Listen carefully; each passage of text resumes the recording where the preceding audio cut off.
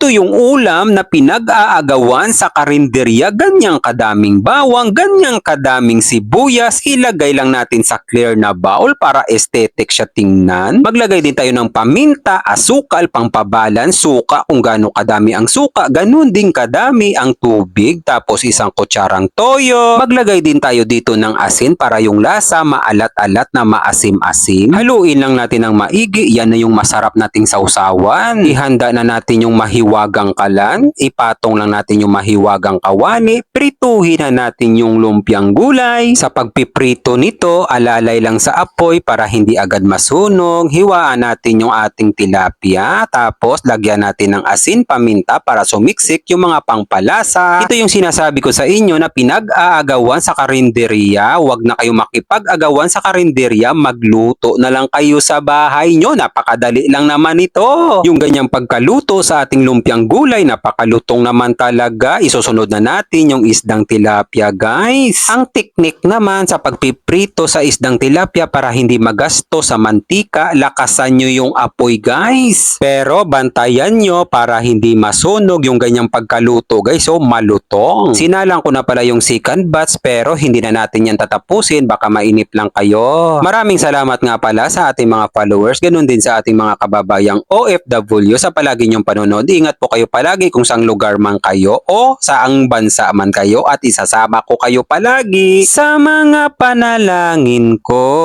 God, maraming salamat po sa biyaya na binibigay niyo sa araw-araw. I-bless niyo po yung food na maging silbing lakas sa katawan namin. Amen. Guys, kain tayo, kain Pinas. Ito yung ulam natin, guys. Pritong tilapia at saka yung masarap na lumpiang gulay. Ito yung nakaraan na vlog ko na natira, yung naubusan kami ng mantika. Ito na siya. Yun. Yan guys, oh, malaman. Sarap yan guys.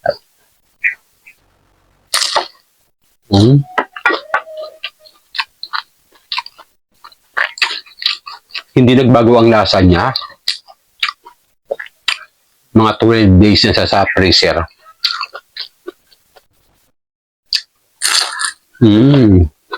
Masarap na sa bahaw na kanin.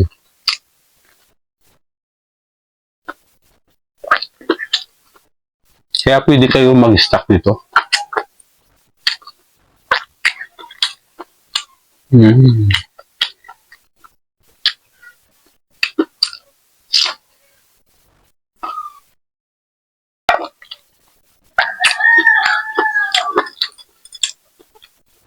Bagay sa tilapia.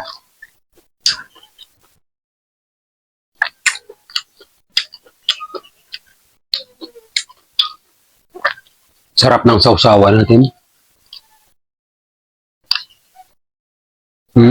Sarap guys.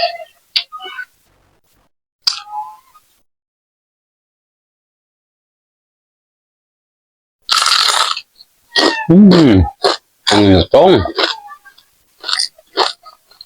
Yun ang gusto ko sa tilapia.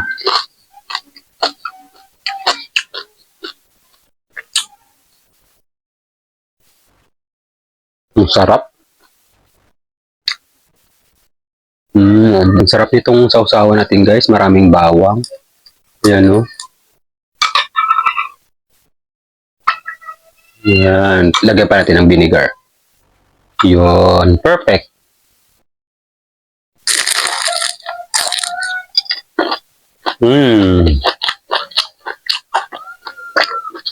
Kampiyon. Tapos, bahaw.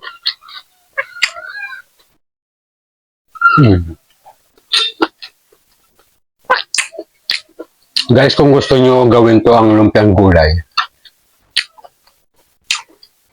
hanapin nyo na lang sa mga video ko yung paggawa ko nito. Masarap siya. Gawa siya sa iba't ibang gulay pero wala siyang tauge.